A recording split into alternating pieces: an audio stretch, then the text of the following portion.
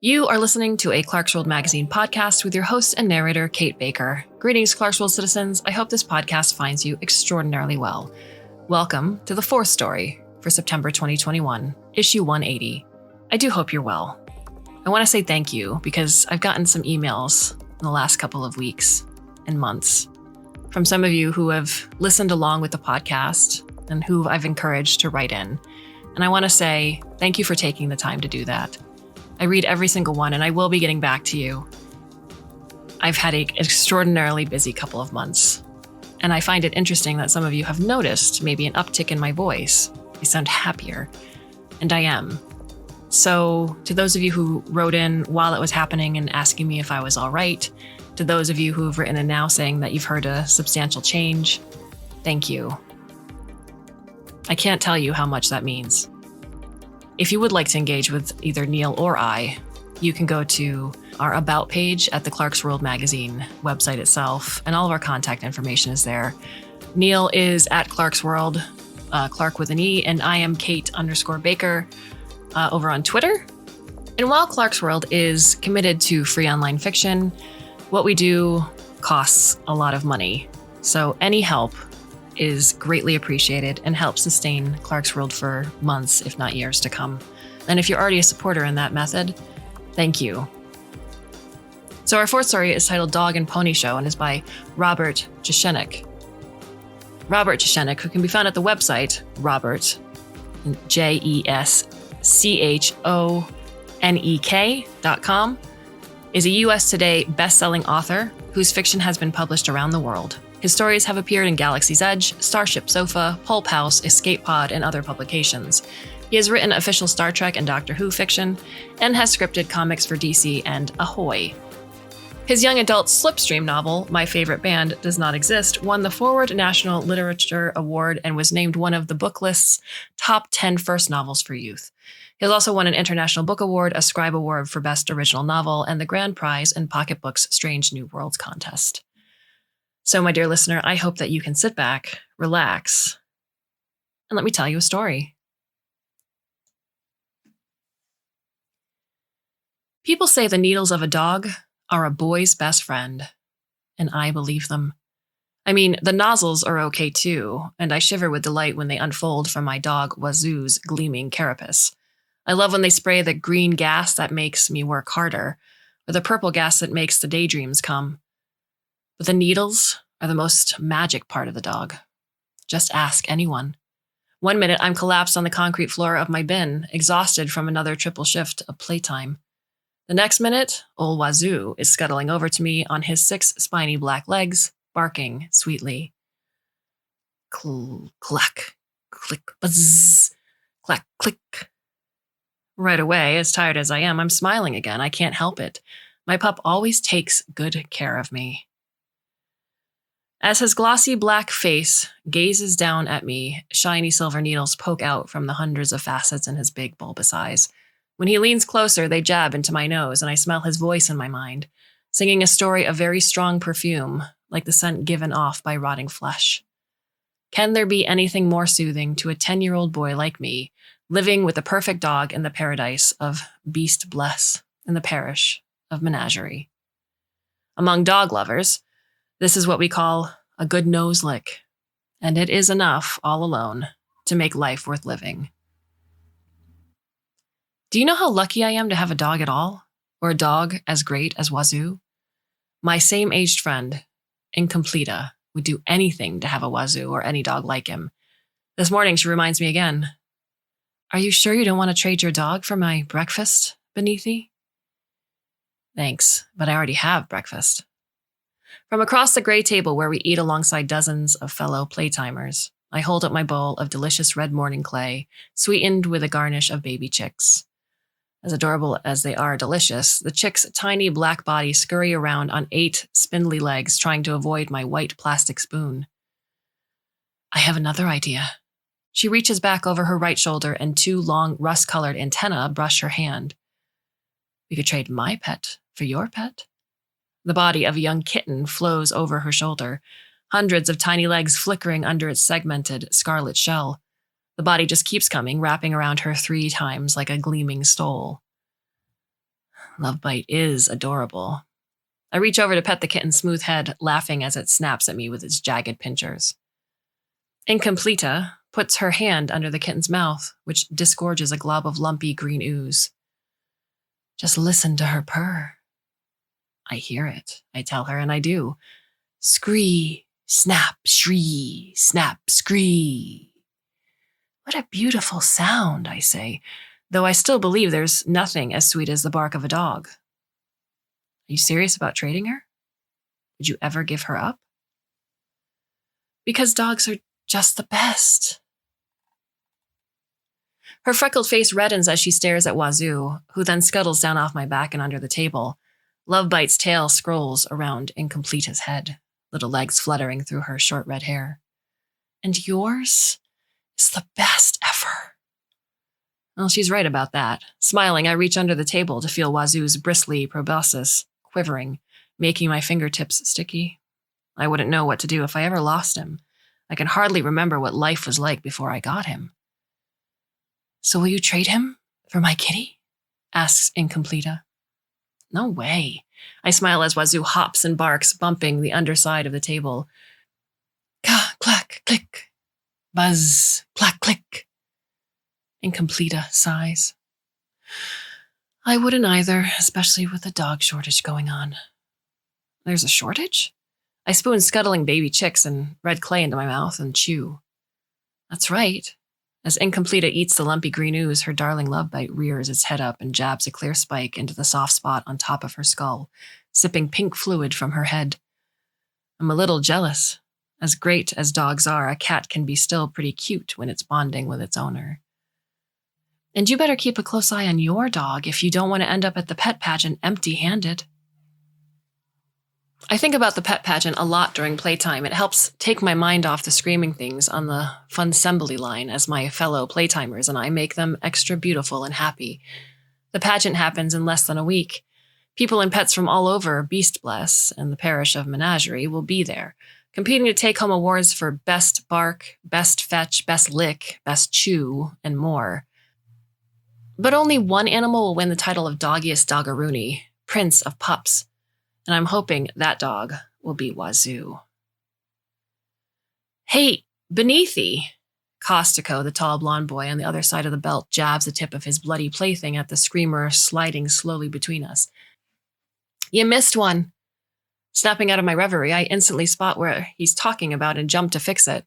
The screamer shrieks at the top of his lungs as I leave my playful mark on his belly, getting him ready for the next level of the playtime game. You want to win this time? Or not, snaps Costico. Sure I do. Then pay attention. Costico flicks blood at me from his plaything. It will blend right in with my red coveralls, and the other blood already soaked into them. We're supposed to be on the same team, remember? He puts down the plaything and reaches for a joystick. Its barbed tip cherry red and smoking. I will. Even as I say it, my mind drifts back to the only thing I really want to win. I imagine my wonderful dog atop the hill of buddies, barking and flashing his glossy black wings as the top judge drapes a gold medal around his proboscis. I can just see Wazoo flapping up into the air and flying victory laps above the crowd, that beautiful medal swinging and glinting in the sunlight. Clack, click, buzz, clack, click. On the front of the gleaming gold medal is the image of a dog's face, complete with multifaceted eyes and needles jutting out of each facet. 2 words are emblazoned around the edge of the medal, following the curved edge. Doggiest Doggeroony. I see a date, too, and the name of the winner, and I feel a rush of joyful warmth from head to toe. As wonderful as every day of my life is, as lucky as I have always been to be alive and here, this one thing is what I most long to see. According to the medal in my daydream, the name of the winning dog is Wazoo, and this year is when he will win the title of Doggiest Doggeroony. The bunnies are biting outside when I take Wazoo for a walk after playtime. Clouds of them swirl around us, tiny dark flecks getting in my eyes and nipping at my skin, making me smile with each tiny bite because who doesn't love bunnies and their tender little kisses? Wazoo, as usual, scuttles back and forth before me, probing black masses and smears left behind by other pets on the sidewalk.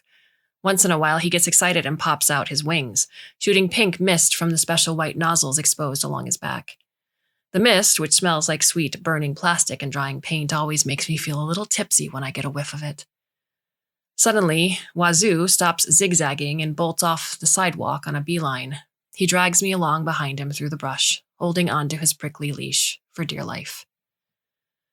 "What are you doing, boy?" I duck out of the way of a low-hanging branch that narrowly misses my head. "Where are you going?" Wazoo, who has never done anything like this before, answers by buzz-snorting and picking up speed, rushing even more recklessly onward. I stumble on a rock, then trip on a root, nearly going down both times, but miraculously stay on my feet. Clack, click, buzz, clack, click. Wazoo's barks get louder the farther off trail we go. The loudest comes when he hurtles into a clearing and stops. When I stumble in behind him, I see why. Wazoo isn't a big fan of complete strangers, and the clearing is full of them. 3 cops in standard gray uniforms encircle a crouching man and a little boy, younger than me, on his knees. When the cops hear us, they move apart enough for me to see that the boy is crying and cradling something in his arms. Something so misshapen I can't figure out what it is. Clack, click, buzz, clack, click, bzzeek. I've never heard Wazoo bark like that before, like some kind of broken machine. His wings unfold and he takes to the air. I have to let go of the leash as he flies circles around the strangers in the clearing. What's going on here? The words rush out of me, though I feel like I'm intruding. The boy's face is wet with tears and smudged with black as he looks up at me. Moving closer, I see by the fading light that his arms are full of broken pieces of something black and shiny. Multicolored fluids drip from his elbows and run down his knees, pooling in the dirt. His father drops a hand on his shoulder, but the boy only sobs harder. Who would do something like this? The boy asks the question as if I know the answer. Who would kill my sweet Gilgamog? Only when he says it and holds out the broken pieces do I realize what has happened here. Only then do I understand what has been in his arms since before I arrived. And my heart sinks. My belly twists and I want to run away that very second. Your poor dog. I loved her with all my heart, says the boy. And now somebody killed her. Somebody or something, corrects one of the cops, a male. We don't know which one yet, says a female cop. It doesn't matter. The boy slumps to the ground on his side, so clutching the broken pieces of his beloved dog. His voice grows soft as he shivers with sobs. She's dead. My dog is dead. Meanwhile, Wazoo keeps circling overhead, making the new sound as he pleases. Bzzeek. Bzzeek. Bzzeek. People say the world would be a dark and awful place without the nylon knights around to keep it bright. Seeing them ride in town next morning atop their handsome steeds, I believe it. The 7 men and women ride tall in the saddle, clad in gleaming white plastic armor from head to toe. The long lances they carry are just as perfectly white, and so are the saddles they sit on. Proud and strong, the knights stare straight ahead, fixed on their mission with unwavering focus. Their legendary horses are just as impressive. Their long green bodies clamber down the street, perfectly balanced and nimble on slender legs, though they hardly look sturdy enough to carry the weight of armored riders. With spiny forelegs always folded, they look like they're constantly begging or praying, though the truth is those legs can swing and clamp suddenly in time of battle. Who could resist running over to touch such beautiful animals? Not me. Along with a dozen other young playtimers, I hurry over on the way to the fun assembly line and pet the bright green hide of the closest horse. The hide is one of the nicest things I've ever touched, studded with points and bumps and jagged burrs that prick my skin and draw blood. It feels so good. I could gladly pet it for the rest of the day if I had time. Sss, as the horse whinnies, its triangular head spins around and its big green eyes look my way. Sss, clack. They're so pretty. Incompleta is beside me, stroking the leafy green folds of the horse's wing. I wish I had a pony like this. Is there any animal you don't want? I ask her. A giraffe, maybe, she tells me. Too many fangs and too much venom, you know? Just then, the knight spurs the horse, and it trots out of reach. We move on to the next in line, which turns out to have an even nicer hide. 2 strokes along its leg, and my hand is speckled with blood. Impetuous as ever, Incompleta shouts up at the nylon knight. Why are you here? Is it because of the dog killer? The knight, a woman, judging from the cut of its armor, glances down at us. 2 eyes glow bright red from the darkness under her visor, and then a third glows bright yellow between them. Curfew begins now. Her voice is a droning monotone. Proceed to your playhouse and lock yourselves inside until further notice. Do you know who's taking and killing the pets? Asks Incompleta. Do you know where to find him? Information later, says the knight. Curfew begins now. With that, she spurs her horse, which rears up and whinnies before galloping off with the rest of the team. Hiss! Hiss! Clack! Incompleta sighs. I want a pony more than ever now. Have you ever thought of becoming a nylon knight? I ask as Wazoo scuttles up between us. Then you'd get a pony for sure. Only if I get to keep Lovebite. She pats her shoulder and the long, red kitten crawls up her back from under her shirt and wraps itself around her like a multi-legged, segmented turban. And a dog like Wazoo, of course. And maybe a giraffe, after all. Wearing a knight's super hard plastic armor would make its poisonous fangs even easier to deal with, wouldn't it? There's no law against leaving playtime early because who would want to? The Funsembly line is just what the name says. Funto to the max.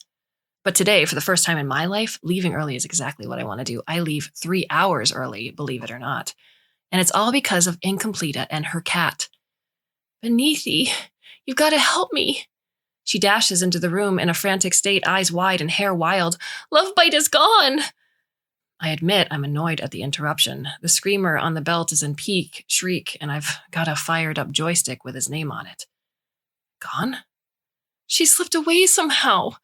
Incompleta grabs my sleeve. I was busy playing and only just noticed. Where could she have gone? Anywhere. You know how cats are. She shakes my arm roughly, oblivious to all the playtimers who are staring our way. Please, Beneathi, please help me find her. The screamer's going berserk. I have to finish him ASAP or someone else would get to have all the fun. She's probably just somewhere in the playhouse. She's not, snaps Incompleta. I've looked everywhere. She has to be outside. Maybe she sneaked out through a vent or a crack or something. I'm sure she's just fine. I shrug off her hand and turn back to the screamer, raising the joystick over his already flaming navel. Cats can take care of themselves pretty well. That's the last straw for Incompleta. With a loud grunt, she knocks the stick from my hand, seizes my arm, and drags me away from the Funsembly line. I try to pull away, but she's got a firm grip. Other playtimers look like they think about helping me, but none of them do. When we get to the doorway, I grab hold of the jamb and fight. Determined to stay put, she responds by swinging me around against the wall and getting up in my face. What if it was your pet who was missing? Even as she hisses out the words, Wazoo scurries around us, bumping our legs and barking. Would you do nothing and just hope he came back? Clack, click, buzz, clack, click. Wazoo's barks change my mind. So does the memory of the kid from the clearing the night before, the one crying over the broken corpse the dog called Gilgamog. Incompleta is right. I shake my head and stop fighting. Can somebody cover for me? I need to go look for a cat. Sure, Costico's only too happy to take my place, but I don't think the Nylon Knights make exceptions to the curfew for cat finders. Here, kitty, kitty, calls Incompleta as we wander the forest of Beastbless. Come to Mama, little Lovebite. The noise makes me nervous. I keep looking around, worried that the Nylon Knights might hear and punish us for breaking curfew, or worse, that the pet killer might decide to kill something other than pets. Sneaking out of the playhouse might not have been the smartest move we've ever made. Though, of course, I want to find Lovebite, too. I can't stand the thought of any pet owner, especially a fellow playtimer, going without the sweet companion that makes life worth living. Lovebite! My calls aren't as loud, but at least I bring another helper to the search. Antenna wiggling, Wazoo crashes through the brush at my side, snuffling at the vegetation with his bristly proboscis. As if there's a thing a dog's good at, it's hunting down a cat. Where is she? Incompleta stomps her foot in frustration. We keep getting farther from the playhouse and there's still no sign of her. Chasing a mouse, probably. Cats can't resist the claws and stingers on those things. I push through a patch of waist-high weeds, but nothing jumps out at me. Nothing much interests Wazoo, either. What if the killer got her? Incompleta sounds panicky, and her eyes well up with tears. What if the reason she's not coming to me is that she's dead? I bet she's fine. Cats have 9 lives, don't they? I smile her way with a confidence I don't really feel. But it's hard to keep up a good front as we search further without success. Either Lovebite's a great hider, a fast traveler, something's happened to her, an accident or attack by another animal. If not, the pet killer. Suddenly, though, Incompleta gets excited. She ducks down at the base of a big tree and picks up a bloody mass of fluff and feathers. Look, Beneath, I'd recognize this dead goldfish anywhere. It's the work of my sweet little Lovebite. Just then, we hear a loud animal cry from nearby, followed by the sound of thrashing through the brush, moving rapidly away. Without a word or hesitation, Incompleta leaps up and bolts away in the direction of the thrashing. I'm about to race off after her when I have a sudden change of plan. Clack, click, buzz, clack, click. Barking his head off, Wazoo charges in the opposite direction, running so hard that he snaps his leash. Whatever he's after, I can't see it or even hear it. But what if he's heading into danger? I hesitate for an instant, looking one way and then the other. Wazoo and Incompleta might both need my help. Which one do I go after? Bzzzeek. As soon as I hear that sound, the one Wazoo made at the scene of the other dog's murder, my mind is made up. I run after him as fast as I can, leaving Incompleta to her own devices. Bzzzeek. But as I run and Wazoo keeps making those sounds, I wish I'd brought a joystick from the playhouse or something else I could use as a weapon. I'm just so used to a world where pets aren't killed and the only playtime happens on the fun assembly line, and I didn't even think about it. Bzzzeek. Bzzzeek. But I'm thinking about it now. As I burst into a thicket of trees and see Wazoo face to face with some kind of monster, I'm thinking about it hard. Because the monster with its 4 legs, long tail, and mottled brown and black fur is crouching, baring its gleaming white fangs and making a noise deep in its throat that can mean only one thing.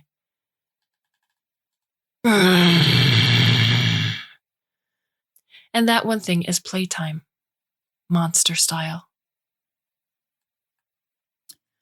Ears flattened back against its head, the monster snaps its jaws and lets loose an unholy howl. My heart's pounding, my hands are shaking, but Wazoo is unfazed. Fanning out his black wings, he roars at the monster with more menace than I've ever seen him muster. Scree-clack-ee-gark! The monster lunges, snapping and howling with wild ferocity. Instead of backing down, Wazoo lunges at the monster, spraying green gas from one nozzle and black from another. The monster lurches back, coughing and shaking its head hard. Wazoo presses the attack, unleashing more plumes of gas. His opponent coughs harder than ever and stumbles back on shaky legs, his savagery flagging. Just as I cheer in my heart, however, things suddenly change. Loud, heavy footfalls pound toward us, accompanied by violent thrashing. Another monster explodes into the thicket, much bigger than the first, a 4-legged beast taller than I am, with glossy black hair and a long face with a bone-white stripe down the middle.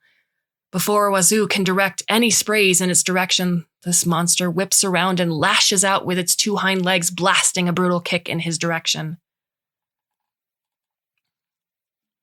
The new monster's feet land with such force that they propel Wazoo across the thicket into a tree trunk. He slams into the wood and bounces off, dropping into a patch of weeds, where he lies motionless on his back, leaking multicolored gases from his nozzles. Wazoo! I start to run to him, but I don't get far. The bigger, black-haired monster lumbers between us, blocking the way. And then it gets worse. More monsters straggle in from all sides of the thicket, closer in size to the first, each covered in fur of a different color, yet essentially the same type of creature as the first monster to attack. They all have similar shapes, with stubby snouts, black noses, and tails. And they all make the same noise in their throats as they converge around me.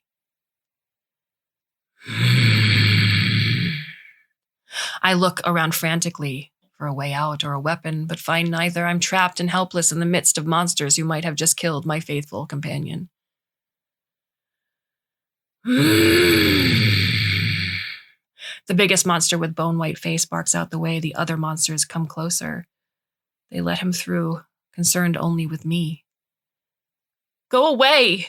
I try to sound tough. Get out of here! Leave me alone! It doesn't work. The ring of monsters tightens. I said, go! I start to realize this might be it, the end, and wonder, is this what happened to the missing and murdered pets? Suddenly, then, I hear an unexpected sound, a whistle, the kind of whistle only a human being can make. And then a voice, the voice of a boy my age and not much older. So tell me, when the boy steps into the thicket, I see he has long blonde hair and bright blue eyes. His clothes are very brown, very dirty or both, and his face and hands are caked with grime. Should I call off the dogs, or let 'em have you? I stare at the growling monsters arrayed around me. Those aren't dogs, I tell him, though I know I shouldn't talk back given the circumstances. I have a dog. The new boy chuckles. No offense, kid, but you're barking up the wrong damn tree.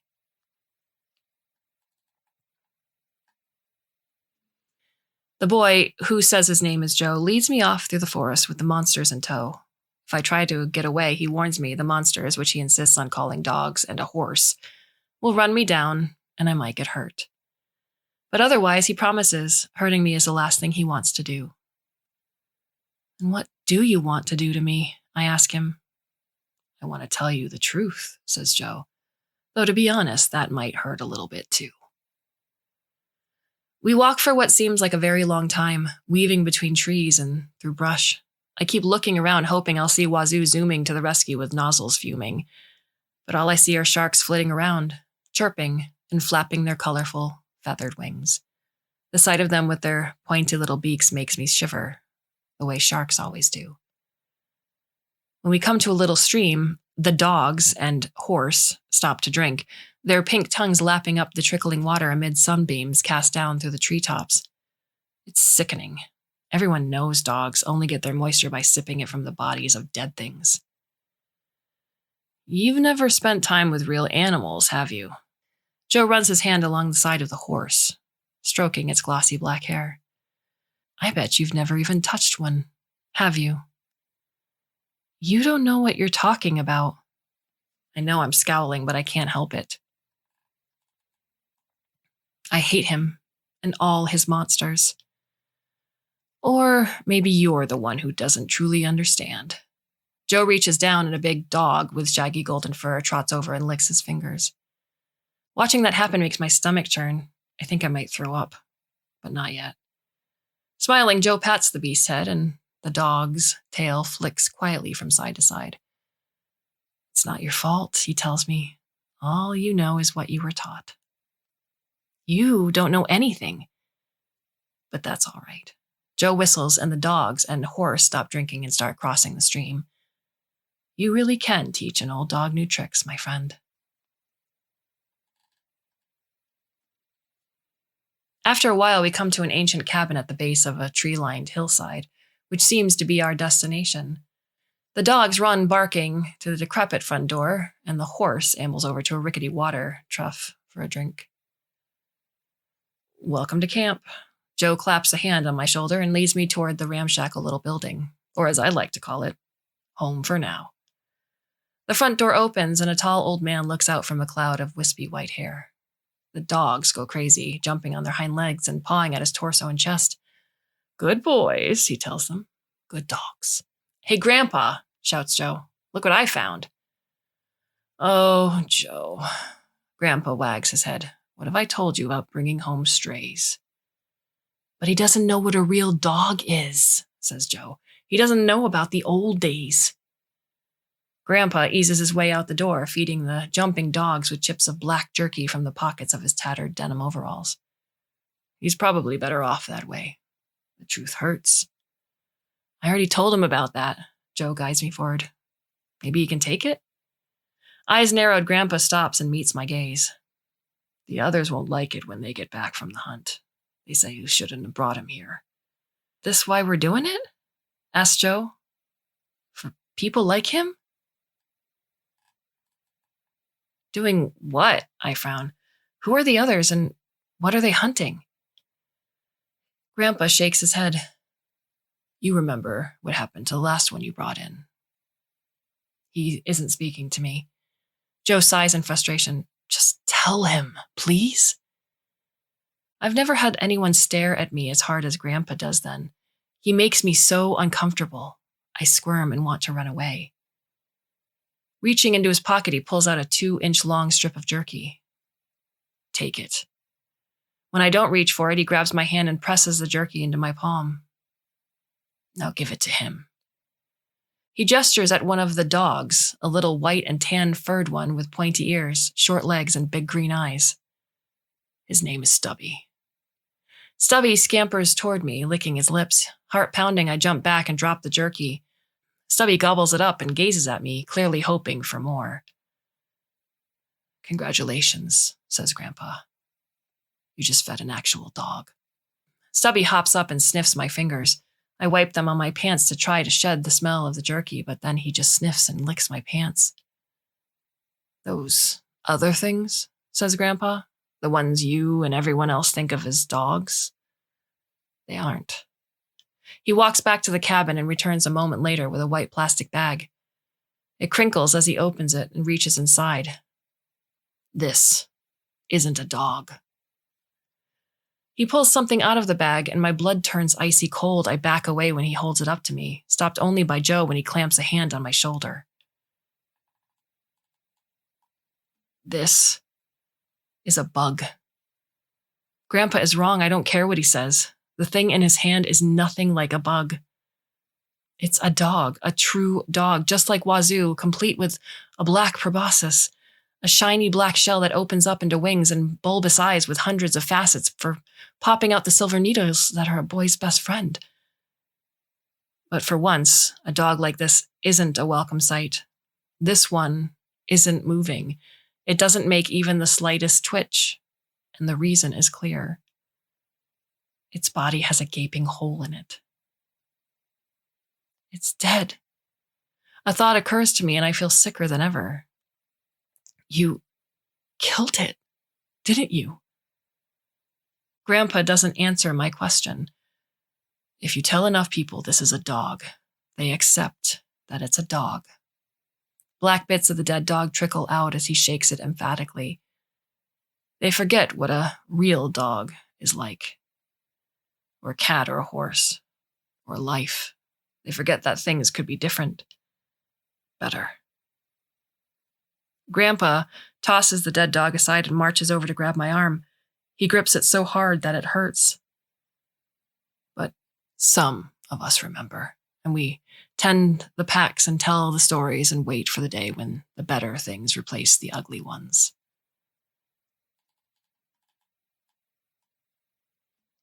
Because you killed him. I twist free of Grandpa's grip. Joe makes a grab for me and I push him away. That's what you do, isn't it? You're the ones who've been killing the pets. They aren't pets, says Grandpa. They're monsters. They're controlling you and you don't even know it. Did you kill my dog too? Did you kill Wazoo? Grandpa stands there, glaring and shakes his head. His indoctrination is deep, isn't it? Again, he's talking to Joe, not me. I don't know if we can ever get through to him. Well, that's what you used to say about me, too, says Joe. That's true. Grandpa's features soften. Maybe you're right.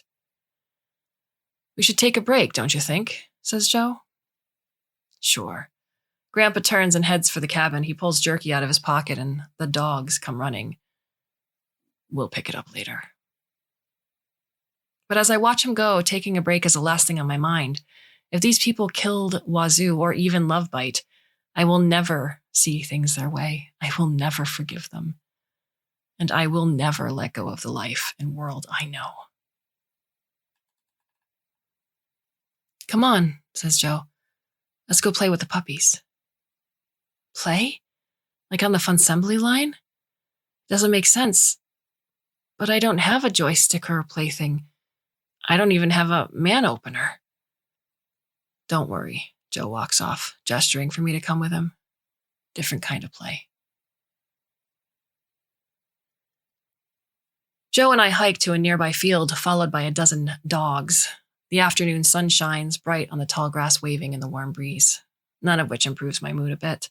I don't see how anything could, as long as I'm with one of the people who, for all I know, might have done something terrible to Wazoo. Seemingly oblivious to how I'm feeling, Joe scouts through the grass, looking for something. Have you ever played fetch? He asks. With my dog? A real dog. Yes. I stay close to the tree line, hoping for a chance to slip away. Joe sees something and ducks down to retrieve it. Well, that's what we're going to play. He resurfaces with a stick in his hand, fairly straight and about 2 feet long. I'll make the first throw, and you can take the one after that. When he whistles, the dogs fling themselves in front of him, jumping around and making noise. Roar, roar, roar. Fetch. When he gives the stick a throw, the dogs scramble after it, churning pell-mell across the field. One of them, a big white dog with black spots and floppy black ears, scoops it away from another dog, a little one with gray fur and a pushed-in face, and runs it back to Joe with a spring in his step. Good boy. Good boy. Joe scratches behind the dog's ears and takes the stick. As he reels it up and back for another throw, the spotted dog jumps around crazily, never taking his eyes off the thing. As soon as Jack heaves it, the dog bolts off after it, joined by several others. You ready? Joe shouts in my direction. Want to give it a shot? That isn't fetch, I tell him. Not enough fire. There's no fire in real fetch. When Joe gets the stick back, he throws it my way. Now you try. Instinctively, I catch it, but I'm flustered when the dogs come bounding after it. Roar, roar, roar, roar, roar. Just throw it, shouts Joe, as far as you can, so they can get a good run. I hesitate, and the dogs press closer. When the spotted one jumps up, grazing my chest with a paw, it's enough to make me panic and pitch the stick with a sudden burst of strength. It spins across the field, taking the pack of dogs with it, and the stress they make me feel. But the relief doesn't last long. Seconds later, the spotted dog hurtles back through the grass with the stick in his mouth, heading straight for me. Thank him and do it again, says Joe. Tell him what a good boy he is and give him another throw. Taking a slobbered-on piece of wood from the mouth of a drooling monster and possible killer of real dogs is the last thing I want to do right now. I know I should play along, but I flinch when the beast pushes the stick at me. I turn away and he follows, persistent. Just do it. Just throw it, Joe laughs. He won't hurt you, I promise. As I turn away, again, the other dogs barrel up and hurl themselves at me, leaping with jaws open to seize the stick. I let it go as I fall under the weight of them, unable to stop from toppling into the grass. My heart hammers, and I'm short of breath when I hit. It's like something out of a nightmare as the pack of dogs converge around me, all fur and teeth and lolling pink tugs. It only gets worse from there. One dog licks my face, dragging its tongue over my cheek, and I want to scream. Then another licks my face as well, and another. And another. Stubby, the pointed-eared, short-legged one, licks my face with as much enthusiasm as he licked my jerky-scented fingers earlier. I close my eyes, toss my head, and thrash on the ground, but it doesn't seem to help. The licking continues, 3 and 4 tongues at a time, slathering my cheeks and nose and ears and mouth. And then the truly unexpected thing happens. Against my will, against my better judgment, I start to giggle. Something about the combined action of those tongues on my face makes me squirm and laugh uncontrollably. I reach up to bat away the monster as my hands come in contact with fur I want to pull away, but I'm surprised at the feel of it. I've always been taught it's rough and prickly, but it's not. Something about it makes me want to keep touching it, running my hand over it just to feel the smooth texture. Are you okay? Joe's standing over me, holding the fetch stick. This fur. I run my hands over Stubby's shaggy white and tan coat. It isn't soft at all. Sure it is. It's very soft. Soft means it hurts my hands. I pet the dog some more, amazed. This is the opposite of soft. Joe nods and smiles. Maybe he understands. Whatever you want to call it, Neith. I frown up at him, still petting the monster. My name is Beneathie. Well, now you have a nickname, says Joe. I like Neith better, don't you? Just then, something crashes through the grass across the field and Stubby yaps and scampers off. Joe quickly helps me up and we look toward the commotion. 5 camouflage-wearing men riding horses are coming our way, looking grim. The dogs dart among them, tails wagging, calling out. Roar! Roar! Roar! Hi, Mike. Joe waves. How was the hunt this time? The man at the front of the group, a broad-shouldered, middle-aged man with curly black hair and a bushy beard, just scowls and points at me. Who the hell is that? A new friend, says Joe. His name is... Suddenly, a loud, blaring noise erupts from beyond the field, a single squawk like the blast of some kind of horn. Everyone looks in the direction of the sound, which is also the direction of camp. Without another word, Mike kicks the sides of his horse and bolts off toward camp at a fast gallop. The other 4 riders and horses follow just as fast, whipping past us with a flurry of dogs in their wake. Joe sprints after them full tilt, and I run beside him. What's happening? What was that sound? Grandpa was calling for help, says Joe. Camp is under attack. As Joe and I race into camp on foot, the battle is already underway. The horse-riding hunters fire away with pistols and rifles, the woods booming with shot after shot, all of which bounce off the gleaming white armor of the nylon knights without leaving a mark. The knights' weapons are much more effective. I see a male knight spear, a hunter's chest with a long white lance, driving its sharp point through his ribs and out his back, soaked with crimson. Another knight's great green horse unfolds a spiny foreleg and swings it out to clamp the throat of a hunter, unleashing gushers of blood. Grandpa! Joe runs for the cabin, dodging knight's horses and hunters' horses all around. Stubby scurries after him, too low to the ground to go very fast or get out of the way of the hunter and wounded horse that suddenly topple toward him. Without thinking, I dash over, grab Stubby by the scruff of his neck, and dive out from under the hunter and horse. They slam down hard, just missing us as we roll under the wooden trough where Joe's horse drank water earlier.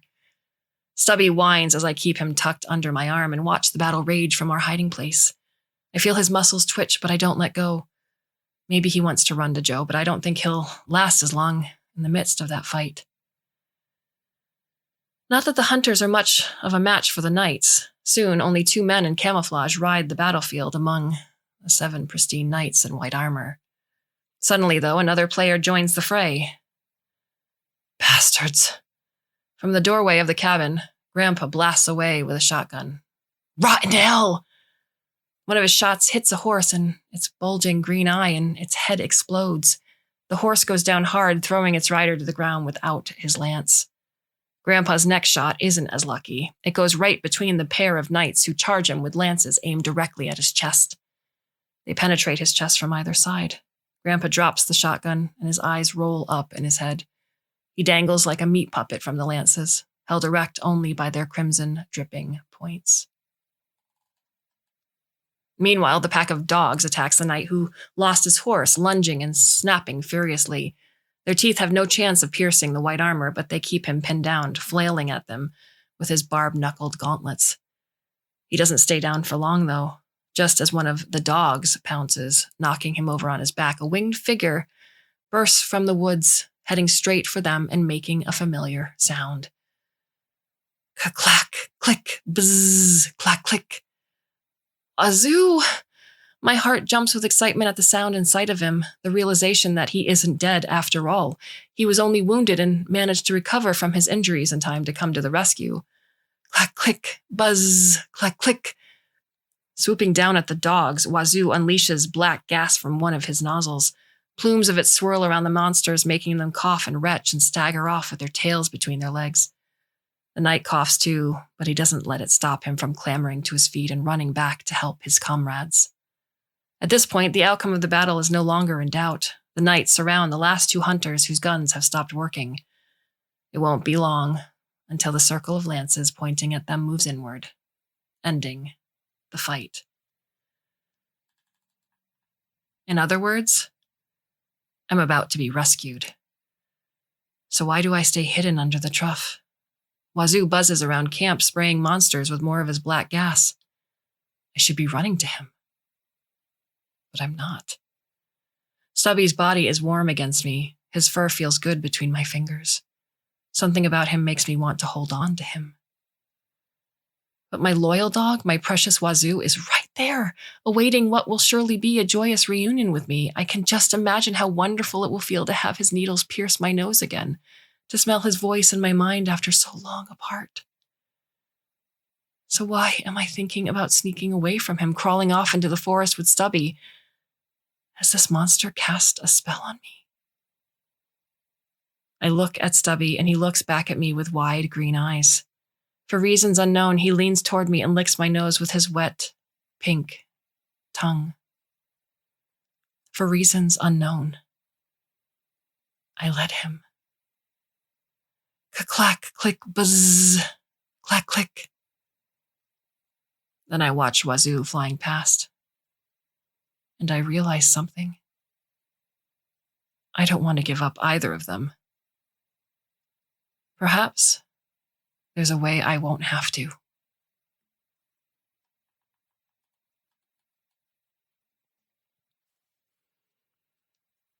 People say winning isn't everything, but right now it's all I can think about.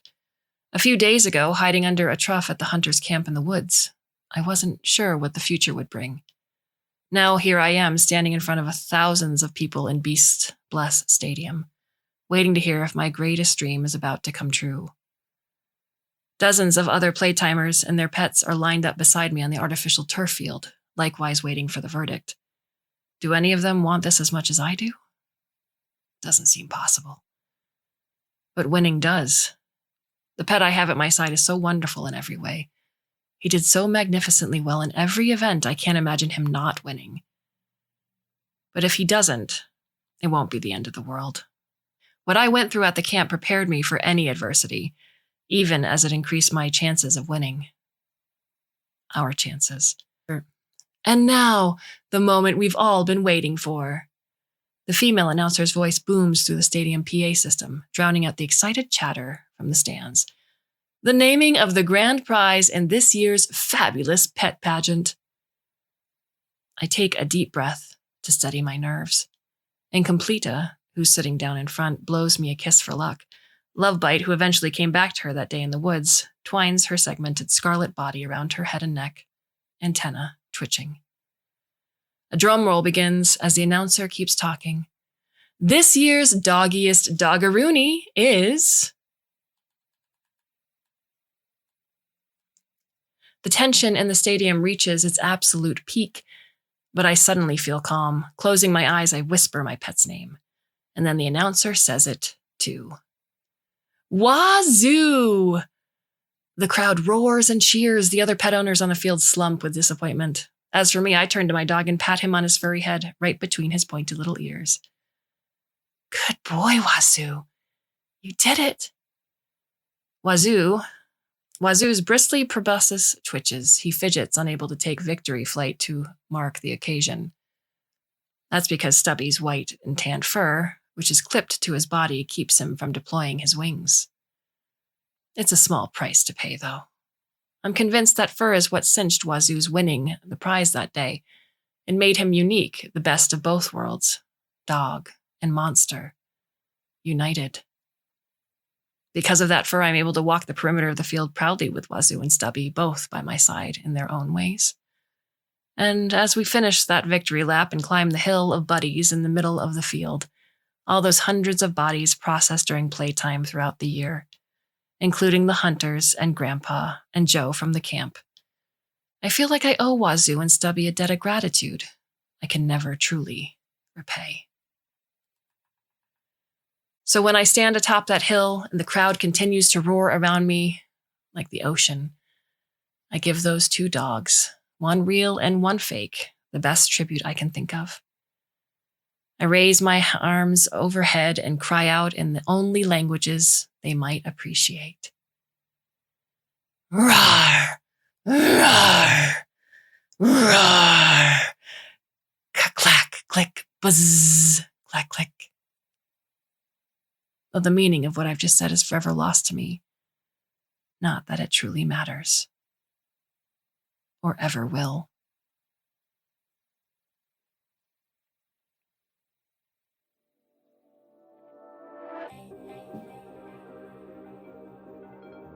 What are your thoughts on the story? You can leave us a comment or a question at the Clarkesworld Magazine website itself, or you can go to the About Us page where all of our contact information is listed.